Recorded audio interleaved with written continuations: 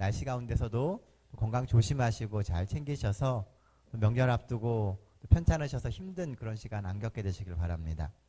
어느 수도원에 한 젊은 청년 하나가 자원해서 들어가게 되었습니다. 어느 날 이 늙은 수도원장이 이렇게 보니까요, 이 청년이 따뜻한 이렇게 봄볕을 쐬면서 계단에 앉아서 아주 평화롭게 성경을 읽고 있는 겁니다. 그래서 지나가면서 이렇게 물었습니다. 무슨 성경이냐? 그랬더니 이 청년이 이렇게 대답을 합니다. 예, 로마서를 읽고 있습니다. 그랬더니 그 원장님이 이렇게 얘기를 하셨습니다. 아니, 뭘 읽고 있느냐고 물은 것이 아니라 네가 무슨 성경이냐라고 물은 것이다 라고 이야기를 했습니다. 성경을 아무리 많이 읽어도요, 성경이 되지 못하면 아무런 소용이 없습니다. 우리가 이 매일매일 성경을 읽고 또 많은 시간 성경에 우리의 시간들을 투자합니다. 연구를 위해서 성경을 읽기도 하고요, 또 설교를 위해서 성경을 읽기도 합니다. 또 마음의 양식과 교양을 축적하기 위해서 또는 말씀대로 살기 위해서 성경을 읽습니다. 그런데 다 아니라는 거예요. 그것은 다 과정일 뿐이고, 정말 중요한 것은 그 성경을 읽은 다음에 내가 어떠한 성경의 삶을 살아가느냐 하는 것이 중요한 것입니다. 우리는 매일의 삶 속에서 어떠한 성경의 역사를 써가고 있습니까? 저는 이 예화를 접하게 되면서 생각을 좀 해보게 됐어요. 우리가 보통 많이 하는 이야기 중에 우리가 살아가고 있는 이 삶은 신사도행전이라고 이야기를 합니다. 그렇죠? 우리가 사도로서의 사명을 가지고 마지막 시대에 성령의 힘을 빌려서 이 세상에 복음을 전하고 하나님의 나라를 확장시키는 그런 이야기를 쓰기 때문에 신사도행전이라고 이야기를 합니다. 그런데 정말 나의 삶이 성경에 기록될 만한 삶인가 라는 생각을 이렇게 해보게 되었어요. 성경을 많이 읽고 성경에 대해서 지식은 늘어가는데 정말 내 삶이 성경에 입각해서 어떤 성경과 같은 그런 삶이 되는가라고 하는 생각을 하게 되었다는 것입니다. 오늘 여러분들의 삶은 어떤 성경을 쓰고 계십니까? 우리가 신앙 연수가 이제 점점 길어져 가잖아요. 그런 신앙 연수 속에서 우리는 어떤 성경을 써가고 있느냐 하는 것입니다. 오늘 함께 나누고자 하는 말씀은요, 생애빛 12장 의심을 극복하는 길입니다. 그런데 좀 더 정확하게 이야기를 한다면 이 의심과 함께 살아가는 길, 뭐 이런 것입니다. 그러니까 의심을 극복한다라기보다는 그 의심 가운데서 어떻게 살아가게 될 것인가 하는 것이 이 생애예비 12장에서 하고자 하는 이야기입니다. 그런데 이상한 게요, 그 의심의 이야기를 하되 그 바탕이 뭐였냐면 바로 성경에 대한 이야기라는 것입니다. 성경을 읽으면서 생기게 되는 여러 가지 의심과 의문들을 가지고 우리가 어떻게 살아갈 것인가 하는 것이 이번 이 생애예비 12장에서 이야기하고 있는 것입니다. 본문에서 이야기하는 첫 번째 이야기는요, 믿음을 건전한 이성 위에 세워야 한다라고 하는 것입니다. 생애예비 279페이지에 이런 말씀이 있습니다. 우리의 믿음은 절대적인 증거, 즉 사실로 판명된 것 위에 세워지는 것이 아니고 건전한 이성 위에 세워야 한다. 의심하고자 하는 자들은 믿을 수가 없다. 그러나 진정으로 진리를 알고자 하는 사람들은 믿을 만한 충분한 이유를 발견하게 될 것이다. 그것은 하나님의 말씀 위에 그들의 믿음을 세울 수 있다. 하나님께서는요, 우리에게 무엇인가를 믿으라고 이야기하시기 전에 항상 그것에 합당한 사실과 근거를 우리에게 제시해 주십니다. 그럼에도 불구하고 사람들은 우리 눈앞에 보여지는 어떤 증거들에만 집중해 있다는 거예요. 그래서 내 삶에서 일어나고 있는, 바뀌어지고 있는 어떤 그 사실들을 많이 놓치고 있다는 것입니다. 지금까지 우리의 인생에서, 우리의 삶에서 하나님이 이루신 일들을 한번 생각해 보게 되시기 바랍니다. 많은 사람들이 증거라고 하는 것을 찾아요. 증거는 눈에 보이는 것이고 또 사실로 판명되어져 있는 것을 증거라고 합니다. 그런데 신앙생활을 하면서 보면은 우리가 이미 밝혀져 있는 그 어떠한 증거, 절대적인 증거들보다는 증거가 없이 우리가 믿어야 하는 경우가 너무나 많다라고 하는 거예요. 그럼 그런 상황 가운데서 우리가 어떻게 우리의 신앙을 지켜갈 수 있는가 하는 것입니다. 우리는 때때로 이런 사실과 이 근거에 의해서 우리의 삶을 찾아가게 됩니다. 물론 우리로 하여금 성경에 보면은요, 고민하게 하는 부분도 많이 있고 의심할 가능성도 있습니다. 그러나 믿음의 근거를 찾고 사실을 확인해 가면은 하나님께서 언제나 우리의 삶에 적절한 때에 적절한 답을 주시게 되어 있습니다. 우리는 확실한 증거를 찾으려고 합니다. 그렇죠? 사람들이 항상 전도를 할 때나 성경을 가르칠 때 보면 확실한 증거를 보여달라고 이야기를 해요. 그래서 우리가 뭐 이런저런 이야기를 합니다. 그런데 항상 마음에 그것이 흡족하지가 못해요. 한번 생각해 보시기 바랍니다. 그렇게 확실한 증거를 사단이 그냥 둘까요? 눈에 보이고 확실한 증거가 있다면 사단은 무슨 수를 써서라도 그 증거를 보지 못하게 할 것입니다. 하나님이 아무리 많은 것을 준비해 놓으셔도 사단은 그에 못지않게 그것을 방해하는 일을 한다는 거예요. 우리의 시선을 분산시키고 우리의 판단을 흐리게 만들어서 우리로 하여금 그 증거를 깨닫지 못하게 사단은 계속해서 인도해 가고 있다는 것입니다. 그럴 때 우리는 우리의 삶을 돌아보며 하나님께서 어떻게 우리의 삶을 이끌어 오셨는지를 생각하면서 그 증거를 찾아가야 하는 것입니다. 이것을 믿음의 유추라고 해요. 그러니까 우리가 우리의 믿음을 생각하고 그 다음에 하나님께서 이끌어 오셨던 것을 생각하면서 앞으로 어떻게 될 것이다 라고 하는 것을 생각해야 된다는 것입니다. 믿음은 그런 유추를 통해서 신앙적인 도전을 하게 만듭니다. 우리에게는 신앙적인 상상력이 필요해요. 신앙생활을 해갈 때, 또 우리가 성경 말씀을 읽을 때 머릿속으로 그 그림을 자꾸 그려가는 겁니다. 그렇게 하면서 우리를 의심스럽게 만들고 우리에게 드는 그런 의문들을 해결할 수 있는 길이 무엇인지를 항상 생각해야 된다는 거예요. 하나님께서는 그런 여러 가지 증거들을 통해서 앞으로 우리의 인생이 어떻게 변해갈 것이다 라고 하는 것을 항상 이야기해 주신다는 겁니다. 성경을 읽다 보면 이 많은 사람들이 꿈을 꾸고 이상을 봅니다. 우리는 꿈과 이상이라고 하는 것을 굉장히 우리의 현실과 동떨어진 어떤 것이라고 생각을 해요. 그런데 사실 잘 보면은요, 꿈이나 이상이라고 하는 건 모두가 다 그 사람이 생각하고 궁금해하고 하나님이 그 사람에게 알려주시고자 하시는 그것들을 그의 삶 속에 보여주시는 것입니다. 때때로는 현실로 그것을 보여주시기도 하고 때때로는 꿈을 통해서 또는 이상 중의 것을 보여주시기도 합니다. 그 모든 것이 현재 있는 것들로부터 유추되어서 나가는 것이라는 거예요. 하나님이 우리에게 더 발전된 것을 보여주시기 위해서 만들어 놓으신 방법이라는 것입니다.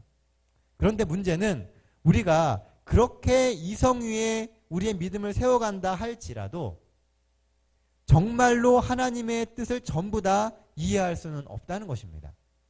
우리가 아무리 똑똑한 체 하고 우리가 아무리 우리의 지혜를 모은다 할지언정 하나님이 정말 우리에게 말씀하시는 것을 다 깨달을 수는 없다는 거예요. 그것을 인정하게 될 때 우리는 하나님께 지혜를 구할 수 있는 길이 열리게 되는 것입니다. 그래서 생애예빗 279페이지에 보면요, 우리의 지성으로 하나님의 품성이나 사업을 완전히 이해하기는 불가능하다라고 이야기합니다. 가장 뛰어난 지력과 학식을 가진 사람이라도 그와 같이 거룩한 분을 완전히 이해할 수는 없다. 그분은 언제나 신비에 속하게 될 것이다 라고 되어 있습니다. 아무리 똑똑해도요, 우리가 하나님의 품성을 다 이해할 수 없어요. 우리가 성경을 읽으면서 하나님을 다 아는 것처럼 보이지만 사실은 하나님을 다 이해할 수 없다는 것입니다. 그것을 인정해야 된다는 거예요. 옛날에 한 아이가요, 공자를 찾아왔습니다. 그리고 하는 이야기가 이런 질문을 했어요. 공자님은 뭐든지 다 아신다면서요. 그러니까 공자가 빙그레 웃으면서 이렇게 얘기를 했습니다. 그래, 무엇이 알고 싶어서 그러니? 그랬더니 이 아이가 이렇게 질문을 했습니다. 공자님, 하늘에 별이 몇 개예요? 그랬더니 이 난처한 질문에 공자가 이렇게 대답을 했습니다. 얘야, 이 땅에 있는 이치도 다 알기 어려운데 어떻게 저 먼 곳에 있는 것을 깨달을 수 있겠냐. 그랬더니 아이가 또 질문을 합니다. 하늘의 별이 너무 멀어서 모르신다면 그러면 공자님께 가장 가까운 곳, 공자님의 눈썹은 몇 개입니까? 라고 물어보더랍니다. 여러분들은 아십니까? 여러분 눈썹이 몇 개인지? 가장 가까운 곳에 있고요. 매일 아침마다 거울을 보면서 우리는 가다듬습니다. 그것을 다스리고 또는 아끼고 매일 가다듬는데 우리는 정작 그것이 몇 개인지를 모릅니다. 그럼에도 불구하고 우리는 그것이 내 몸이라고 생각하고 아끼고 매일매일 가다듬는다는 것이죠. 그것이 곧 건강의 비결입니다. 다 알지는 못하지만 그것이 나에게 주어진 선물인 것을 알고 잘 보존하면요. 그 가운데서 건강함이 나오고 우리의 삶의 변화가 나오게 되는 것입니다. 성경도 비슷하다는 거예요. 성경을 우리가 읽다 보면은 다 이해되지 않는 부분들이 많이 있습니다. 왜냐하면 그것은 인간 이해력에 한계가 있기 때문에 그래요. 그럴 때는 우리를 여기까지 인도하시고 우리의 삶을 끌고 가시는 하나님의 품성을 믿게 되시길 바랍니다. 하나님은 이러한 분이셨기 때문에 내가 다 이해하지 못할지언정 하나님은 계속해서 그렇게 우리의 삶을 끌어가실 것이다 라고 하는 것을 믿고 기다리게 되시기를 바랍니다. 우리의 한계를 인정해야 사실은 우리가 하나님과 더 친밀해질 수 있습니다. 사람이 많은 것을 알아서는요, 사실은 하나님과 멀어지게 되어 있어요. 많이 아는 사람들은 다 자기 잘난 맛에 삽니다. 이 역사에 문제를 일으키는 대부분의 사람들은요, 다 똑똑한 사람들이에요. 많이 알고, 많이 듣고, 많이 깨달았기 때문에 사실은 문제가 생깁니다.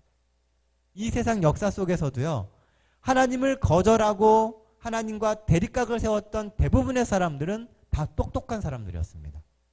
왜냐하면 그들은 자신의 지혜를 믿기 때문에요. 지식이 많을수록 우리가 더 하나님과 가까워져야 되는데 우리는 그 지식을 이용해서 하나님과 대립각을 세우는데 인생을 많이 더 투자하게 된다는 것입니다. 그래서 생애입 279페이지에서 281페이지까지 보면요, 이런 말씀이 나옵니다. 우리는 그분께서 하시는 일 중 우리가 알아서 유익한 만큼만 이해할 수 있다. 우리는 남은 여정을 주님께서 인도하시도록 그분의 자비의 손길에 의지해야 된다. 뭐라고 얘기한다고요? 우리가 알아서 유익할 만큼까지만 하나님이 이해하게 하신다는 거예요. 왜냐하면 그만큼 아는 것이 우리에게 도움이 되기 때문에 거기까지만 알게 하신다는 겁니다. 우리가 다니엘서 공부할 때도 그런 얘기를 하잖아요. 어느 순간에는 다니엘서가 어떻게 돼요? 임봉이 됩니다. 사람들이 아무리 연구를 해도 깨닫지 못하게 하셨어요. 왜냐하면 그때는 깨닫지 않는 것이 도움이 되기 때문입니다. 아무리 우리가 우리의 지혜로움을 이야기하고 연구한다 할지언정 하나님께서 임봉하셨을 때는 그것이 우리에게 필요하지 않다는 이야기예요. 그런데 마지막 때가 되어서 하나님의 말씀이 다시 펼쳐지죠. 다니엘서가 펼쳐지게 되고 이 계시록에도 보면은 작은 책들, 이 다니엘서가 이제 풀리게 되면서 그 안에 있는 지식들이 우리에게 필요로 하게 되었습니다. 왜냐하면 우리가 그것을 깨달아서 마지막 때 해야 될 일이 있기 때문에 그런 거예요. 지금 우리가 그것을 아는 것이 유익하기 때문에 하나님이 우리에게 그것을 펼쳐주시는 것입니다.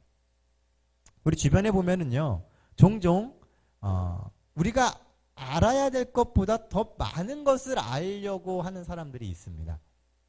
그래서 참 많은 이 급진적인 집회들이 생겨납니다. 근래 특히 작년에 보면은요, 참 많은 그런 집회들이 이렇게 생겨났었어요. 그래서 연합회에서 뭐 별 이런 그 긴급 공문 같은 것들이 많이 왔었습니다. 사람들이 우리가 알아야 될 것, 그 이상의 것들을 자꾸 알려고 해요. 근데 문제는 그것이 모두에게 같이 알아야 될 것이 아니라 마치 자신들에게만 어떤 계시처럼 주어져서 자신들만이 가지고 있는 것처럼 하기 때문에 문제가 된다는 거예요. 혹 우리 주변에 그러한 문제가 생긴다 그러면요, 분명한 검증을 위해서 합회나 연합회에 꼭 문의하게 되시길 바랍니다. 그렇게 단계를 밟아가고 주변 사람들과 그 이야기를 같이 나누고 같이 토론하고 하면서 그것을 우리가 같이 이해해 갈 수 있도록 해야 된다는 거예요. 그래야지만 하나님이 주시는 지식인지 아닌지를 판단할 수 있게 되는 것입니다. 성경에는요, 어려운 부분들이 많이 있습니다. 그래서 그것은 이해도 어렵고 우리가 생각하는 그 범위를 넘어설 수도 있다는 거예요. 그렇다면 우리가 성경을 어떻게 이해할 것인가? 이 부분에 대해서도 생각을 많이 해야 됩니다. 대부분 우리의 삶에 의심이 생기고 의혹이 생기는 이유 중에 하나는요, 그 성경을 바르게 이해하지 않기 때문에 그래요. 생애예비 12장에서 이야기하는 성경을 바르게 이해하는 방법 첫 번째는요, 성령에 의지하는 것입니다. 생애예비 289페이지에 보면 우리가 이 진리를 받을 수 있는 길은 오직 하나뿐이다. 우리는 하나님의 말씀을 오직 그분의 성령을 통해서 오는 그 빛에 의해서만 이해할 수 있다. 성령이 주시는 그 지혜를 갖고선 성경을 이해해야 된다는 거예요. 무리하게 끼워 맞추려고 해서도 안 되고요. 무리하게 그것을 우리가 깨달으려고 해서도 안 됩니다. 하나님께 지혜를 구하고 기도하다 보면 하나님이 알게 하세요. 성경을 읽다 보면 그 성경에 있는 그 기별이 어느 순간 우리로 하여금 깨달음을 줄 때가 있습니다. 성령이 깨닫게 하시는 거예요. 항상 읽어오던 성경이었는데 그 말씀을 잘 이해하지 못하다가 어느 순간 그 말씀의 진정한 의미가 내 삶에 깨우쳐질 때가 있다는 거예요. 삶에 적용이 되기 시작하고 그 말씀이 어느 순간 내 삶 속에서 힘이 되는 순간이 있습니다. 그것은 성령이 우리를 깨닫게 하시기 때문에 그런 것이에요. 또 생애예비 293페이지에 보면요, 어떤 사람은 성경을 공부하면서 오류만을 찾는다. 그들은 하나님의 사랑을 이해하지 못한다. 그들이 분명히 알지 못하므로 그들은 믿지 않는 것에 대한 많은 이유를 발견한다. 의심은 단순하고 알기 쉬운 진리를 이해하기 어렵게 만든다. 아주 간단한 것인데도 의심의 눈초리로 보면은 이해할 수 없다는 거예요. 왜냐하면 그 가운데 성령의 역사가 없기 때문에 그런 것입니다. 1997년 겨울에요, 제가 이제 98년도에 이렇게 선교사를 이제 가게 되었습니다. 그래서 그 97년 겨울에 선교사로 가기 전에 방학을 이용해서요, 빛과 소리라고 하는 출판사에서 이 엘렌의 책이라고 하는 책을 교정하는 일을 했었어요. 아르바이트로. 엘렌의 책 들어보셨나요? 한 97년 그때쯤에 대쟁투 총서를요, 그 빛과 소리라고 하는 출판사에서 판권을 가지고 그것을 이제 새로 번역을 해서 내놓았었습니다. 잠깐 이렇게 돌다가 빛과 소리가 망했어요. 그래가지고 그 책이 이제 사라졌습니다. 근데 그 대쟁투 총서를 이렇게 교정하는 작업을 제가 아르바이트로 이제 했었어요. 그때 신학과 4학년 때. 내심 그 기회에 대쟁투 총서도 좀 진지하게 좀 읽어보고, 그리고 특히 이제 교회 증언 같은 것도 정독을 할 수 있겠다라는 생각을 가지고 그 일에 뛰어들었습니다. 게다가 아르바이트도 하는 거잖아요. 돈도 벌고 이 예언의 신도 읽고 그래서 되게 좋을 것 같았어요. 그래서 그 일을 했습니다. 그런데 결론은요, 이게 아니함만 못했습니다. 제가 그걸 다 읽었거든요. 그런데 아무것도 남는 게 없습니다. 남는 것이라고는 오직 교정을 위해서 빨간 줄로 쭉쭉 거놓고 고쳐 쓴 것밖에 없어요. 아무것도 기억이 안 남습니다. 왜 그러냐 하면 처음에는 정말 이렇게 감동을 받으면서 이렇게 읽었었어요. 그런데 이게 일이잖아요. 그러니까 틀린 걸 자꾸 골라내야 되기 때문에 무슨 말이 틀렸나, 어떤 것이 어법에 안 맞나, 이런 것만 이제 유심히 보기 시작을 하는 겁니다. 시간이 갈수록 내용은 기억이 안 남고요, 그 틀린 구절을 찾는 것만 이렇게 남더라는 것입니다. 그래서 몇 달의 시간이 그렇게 흘렀음에도 불구하고요, 사실은 남는 게 거의 없었습니다. 성경을 볼 때도요, 하나님의 말씀을 받는 생각으로 하나님의 그 말씀에 집중해야지 의문되는 것, 잘못된 것, 질문거리를 찾으려고 봐서는 안 된다는 것입니다. 성경을 읽다가 우리가 가끔씩 이해되지 않는 부분들이 나와요. 그러면 그것에 매달려서 골몰하지 마시고요, 넘어가서 계속 읽으시면 됩니다. 읽다 보면 어느 순간 그 앞에 이해 안 됐던 것들이 이해가 되는 때가 있어요. 왜냐하면 성경은 결국 쭉 연결되어 있는 것이기 때문에요. 문맥을 따라서 계속 읽어가다 보면은 앞에 이해 안 되던 부분들이 이해된다는 것입니다. 그리고 이 발견하지 못했던 것들을 깨닫게 되는 경우도 굉장히 많이 생깁니다. 왜냐하면 우리가 성경을 읽고 말씀에 집중하고 하나님의 음성을 들으려고 할 때 성령 하나님께서 우리 가운데서 그 지혜를 주시기 때문인 것입니다. 사랑하는 성도 여러분, 우리의 삶에는요, 이 신앙생활을 해가면서 많은 순간 의심이 생깁니다. 왜냐하면 우리가 겪고 있는 상황의 문제이거나 또는 우리가 보게 되는 이 세상의 문제들이 성경의 이야기하고 안 맞는 것처럼 보여요.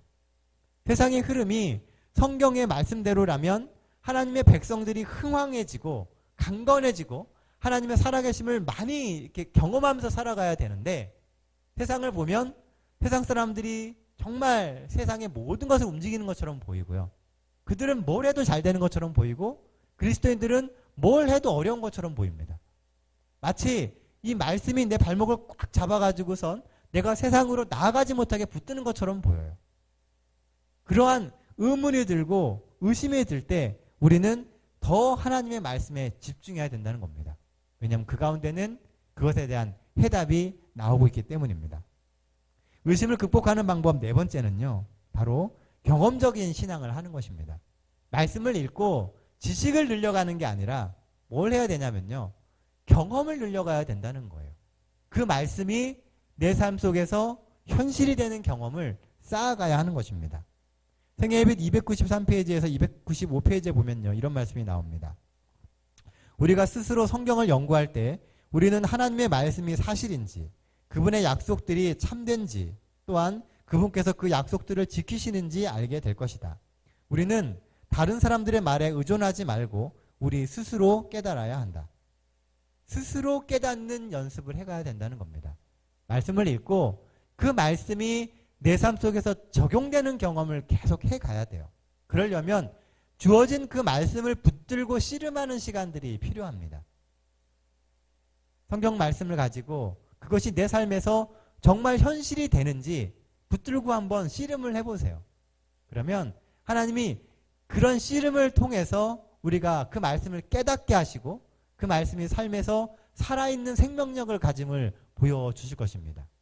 야곱이 야복강에서 씨름을 할 때요, 야곱이 붙들었던 약속은 단 하나입니다.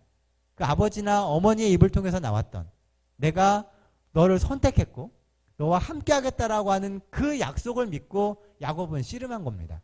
베델에서 하나님이 이 야곱에게 정말 아무것도 못 가지고 쫓겨나온 그 야곱에게 주셨던 그 약속을 붙들고 야곱은 야복강 나루에서 기도했던 거예요. 씨름했습니다. 그리고 그 씨름의 결과로 야곱은 이스라엘이라고 하는 이름을 얻게 된 것입니다. 성경에서 이름이 바뀌는 것은 인생이 바뀌는 것을 의미해요. 말씀을 붙들고 막 씨름하니까 하나님이 답을 주시는 거예요. 그 말씀이 얼마나 확실하고 그 약속이 얼마나 진실한 것인지를 보여주셨다는 것입니다. 오늘 우리가 우리의 삶 속에서 하나님의 말씀을 붙들고 씨름하게 될 때 우리가 고민하고 의심하는 많은 것들에 대한 해답이 주어지게 될 것입니다. 믿음도 경험이고요. 성경도 경험을 더해야 합니다. 말씀대로 살려고 노력하게 되시길 바랍니다. 말씀대로 살려고 할 때 하나님이 거기에 길을 열어주시는 거예요. 의심이라고 하는 것은요, 어쩌면 특히 성경과 신앙에 대한 의심은 불안한 우리의 삶의 현실에서 나오는 경우가 많습니다. 내 삶이 불안하니까 자꾸 의심이 생기는 거예요. 말씀을 붙들고 있는데도 이 말씀이 내 삶 속에서 현실이 되지 않을 것 같은 그런 느낌이 자꾸 드는 겁니다. 그래서 의심이 생기게 되는 거예요. 현실이 불안하고 안정되지 않으니까 자꾸 말씀에 의심이 되고 자꾸 딴 생각을 하게 되는 것입니다. 그러므로 우리의 삶에 의심이 많아진다면 그럴 때일수록 말씀을 더 붙들고 하나님께 기도하게 되시길 바랍니다. 결국 의심을 극복하는 가장 좋은 길은 기도하는 것이고 그리고 기다리는 겁니다. 하나님이 어떻게 내 기도를 들어주시는지를 기다리는 거예요. 하나님의 말씀을 믿고 기도하며 기다리게 되시길 바랍니다. 하나님이 어떻게 자신이 약속하신 그 약속들을 지켜가시는지를 우리는 지켜봐야만 하는 것입니다. 하나님의 말씀이 이루어집니다. 하나님의 말씀이 성취되어 가고 있어요. 그것이 예언을 연구할 때 날짜 맞추기로 해가지고선 연도 맞추기로 해서 이어지는 그런 게 아니고요. 우리의 삶 속에서 그 말씀이 정말 현실이 되는 경험들을 하는 겁니다. 내가 하나님의 말씀을 붙들고 기도했을 때 하나님이 그 기도를 들어주시는 경험들을 하는 거예요. 그리고 그 기억들을 그냥 이루어졌다고 잊어버리는 것이 아니라 여러분들의 삶에 꼭 기억하며 가게 되시길 바랍니다. 그래서 여러분들이 정말 어려운 순간에, 극단적이고 정말 갑갑한 그 순간에 과거에 그 이루어졌던 경험들을 붙들고 끝까지 그 기도를 유지할 수 있는 힘을 가져야만 하는 것입니다. 성경은 우리가 다 이해하지 못하기 때문에 이해되는 부분을 가지고 항상 하나님과 함께 매달려야 되는 것입니다. 특히 이 신앙을 하고 있는 재림 성도들은요, 특별히 더 많이 그래야 됩니다. 왜냐하면 우리는 성경을 많이 알고 있다고 생각하지만 사실은 들어가 보면은요, 성경에서 참 많은 부분들을 놓치는 경우가 많습니다. 너무나 오랜 시간 동안 싸우는 이런 성경에는 우리가 강해져 있어요. 교리적으로 뭔가를 이야기하고 싸워서 이기는 데는 우리가 참 능통합니다. 그런데 그 반대편, 말씀을 듣고 말씀으로 은혜를 입어서 내 삶에 적용하는 부분에는 많이 연약해져 있다는 것입니다. 그래서 진리는 확실하고 이 말씀은 분명히 성서적인데 항상 우리의 삶에 들어오게 되면 그 말씀이 큰 능력을 발휘하지를 못합니다. 교리적으로 안식일을 지키고 또 여러 가지 교리에 합당한 기별들을 지켜나가는 데에는 그 말씀을 잘 활용하지만 그 말씀이 내 삶을 부흥하게 만들고 내 삶을 변화시켜서 힘을 주고 하는 데에는 그 말씀을 잘 못 사용한다는 거예요. 그러니까 항상 뜨뜻미지근해 수많은 의심을 갖게 되는 것입니다. 어쩌면 우리 교단에서 수많은 이설들이 나오고 이단이 생기는 이유 중에 하나는 그만큼 말씀에 대한 더 깊은 깊이를 갖지 못하기 때문입니다. 많이 가지고 있는데 사실은 있는 자가 갖게 되는 이 풍요 속의 빈곤과 같은 것이라는 거예요. 많은 말씀을 가지고 있는데 정작 우리의 삶에 보면 빈곤해지는 경우가 많다는 것입니다. 마치 라오디게아 교회가 나는 부유하여 부족한 것이 없다라고 이야기하는데 사실 라오디게아 교회는 어때요? 헐벗고 굶주리고 아무것도 없습니다. 그런데 스스로 그렇게 생각하는 거예요.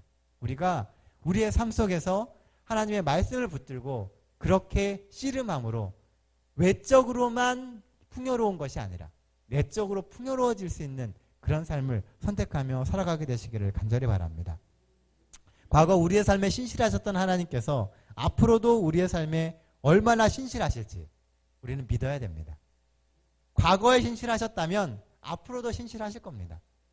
믿고 내 삶의 현재의 문제가 나를 공고하게 만들고 힘들게 만든다 할지라도 과거를 바라보며 앞으로도 그렇게 하실 것을 믿고 붙들게 되시기를 간절히 바랍니다.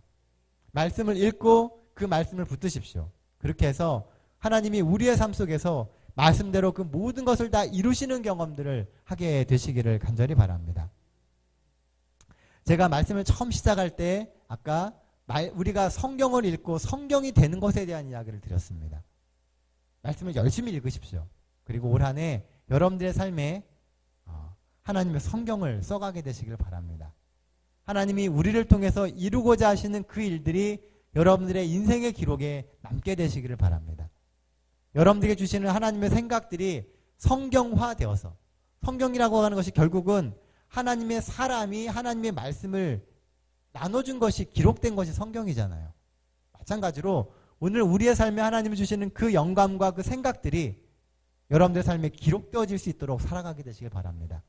그래서 우리의 삶이 곧 성경이 되는 것입니다. 우리의 삶을 보고 다른 사람들이 하나님을 발견해 가야 되는 거예요. 우리의 삶을 보며 사람들이 하나님의 마음을 읽을 수 있어야 되는 것입니다. 올 한 해 그것을 위해서 기도하시고 그 일을 위하여 또 헌신하고 노력하게 되시는 우리 동백교회 모든 성도들 되시기를 간절히 바랍니다. 그래서 여러분들이 있는 말씀이 여러분들의 삶을 변화시키고 세상을 변화시키는 초석들이 되게 되시길 간절히 바랍니다. 자, 이 시간에는 우리 개인 기도하는 시간 갖도록 하겠습니다. 우리가 읽은 말씀들이 우리의 삶이 하나님의 성경이 될 수 있게 해달라고 기도해 주시기 바랍니다. 그리고 우리 동백교회가 하나님의 말씀이 흥황해져서 이 담장 너머에까지 하나님의 복음을 전할 수 있는 복음의 통로가 되게 해달라고 기도해 주시기 바랍니다.